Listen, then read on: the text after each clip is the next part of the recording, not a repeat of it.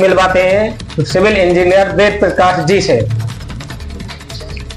जी नमस्कार नरेश जी, आपका बहुत बहुत धन्यवाद। सर, हम जानना चाहते हैं आपने एक छोटे से गांव से यहाँ शहर तक का सफर कैसे तय किया। पहले तो नरेश जी मैं आपको धन्यवाद दूंगा कि आपने मुझे इस टॉपिक पे बोलने का मौका दिया, और आपके सारे व्यूवर्स को मेरी तरफ से बहुत बहुत धन्यवाद। सर, हम आपसे ये जानना चाहते हैं तो इसमें ब्रांच और भी होती हैं, लेकिन आपने सिविल इंजीनियर ही क्यों चुना। हाँ, मैं उसी टॉपिक पे आ रहा हूँ। तो जितने भी ब्रांचेज हैं वो सिविल इंजीनियरिंग से कनेक्टेड हैं। पहली बात, कंपेयर टू अगर हम और ब्रांचों के साथ में सिविल इंजीनियरिंग को कंपेयर करते हैं तो यहाँ पर फाइनेंशियली तौर पर सिविल इंजीनियरिंग बहुत बेहतर है और ब्रांचेस के मुकाबले।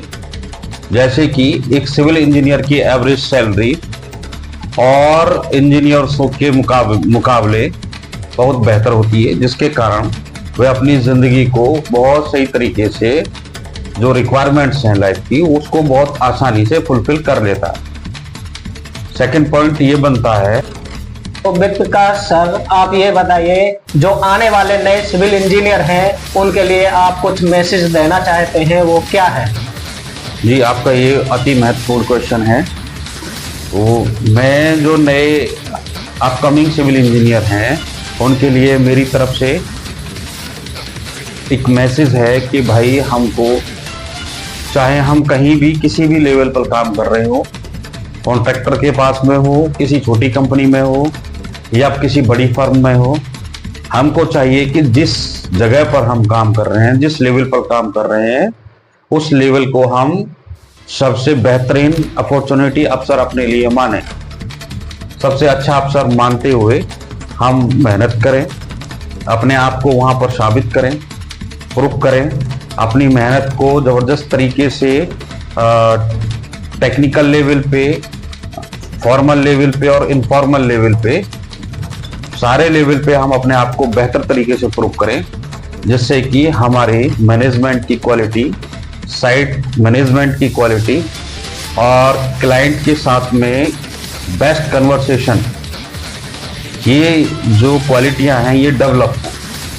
तो मेरा सभी के लिए यही मैसेज है कि हम जहां भी रहें बहुत अच्छे से अपने आप को तैयार करें, बहुत अच्छे से मेहनत करें, क्लाइंट के साथ में बेस्ट कन्वर्सेशन हो, अपने जो स्टेक होल्डर्स हैं, जो सब कॉन्ट्रैक्टर हैं, उनके साथ में बेहतरीन तरीके से हमारे कम्युनिकेशन हो, वार्तालाप हो, ईमेल के थ्रू, मीटिंग के थ्रू हम अपनी जो क्वालिटी है काम कराने की उसको ज़्यादा से ज़्यादा इम्प्रूव करें।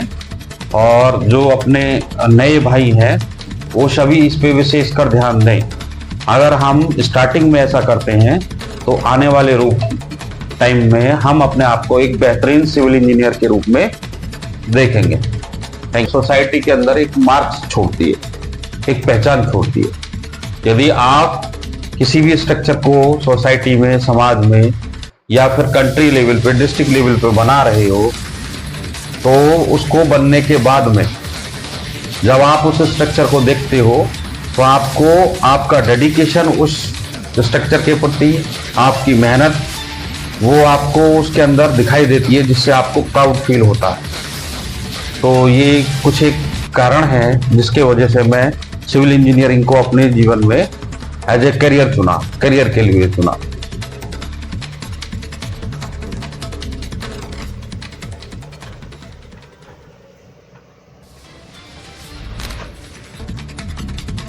सर, वेद प्रकाश सर, आप ये एक लास्ट क्वेश्चन है हमारा, जो नई जनरेशन आ रही है सिविल इंजीनियर की, वो बार बार अपने घर जॉब पे जाते हैं, घर आ जाते हैं, उनके लिए साइड पे एक्सेप्ट नहीं किया जाता, उनके लिए मतभेद से प्रताड़ित किया जाता है।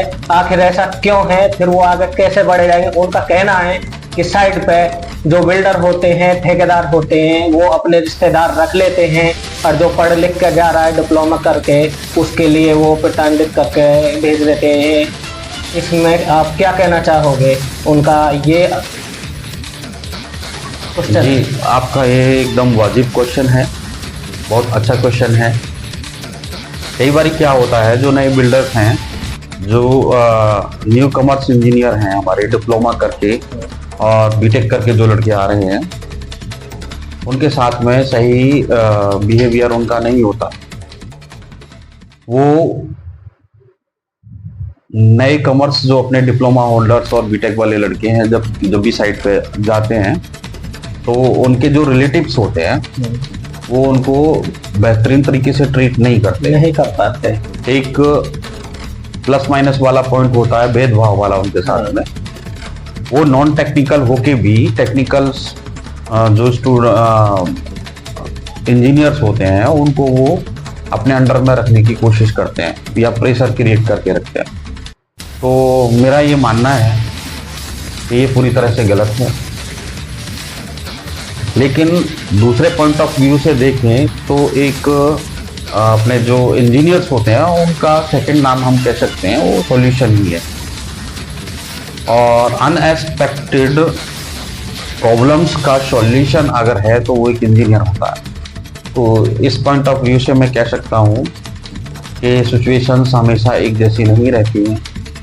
हम हमारे पेशेंस को बढ़ाएं, हमारे धैर्य को बढ़ाएं, धैर्य रखते हुए अपने टेक्निकल स्किल्स को आगे बढ़ाएं।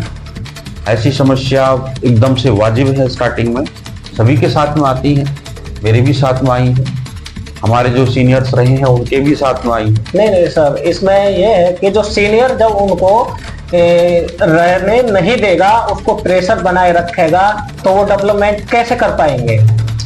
तो उसके लिए ये है कि अपने जो नए सिविल इंजीनियर्स हैं जो इस फील्ड में आ रहे हैं, तो वो अपने इस टाइम को एज ए ट्रेनिंग के रूप में देखें और अपने आप को जितना डेवलप कर सकते हैं करें, उसके बाद स्किप कर दें। स्किप एक बहुत बेहतरीन ऑप्शन है।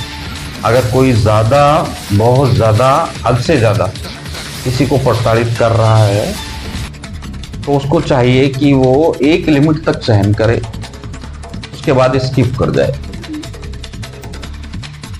हमको अपनी टेक्निकल स्किल्स को डेवलप करना है, ना कि किसी के अंडर प्रेशर में आके अपने खुद को हैरासमेंट करना है।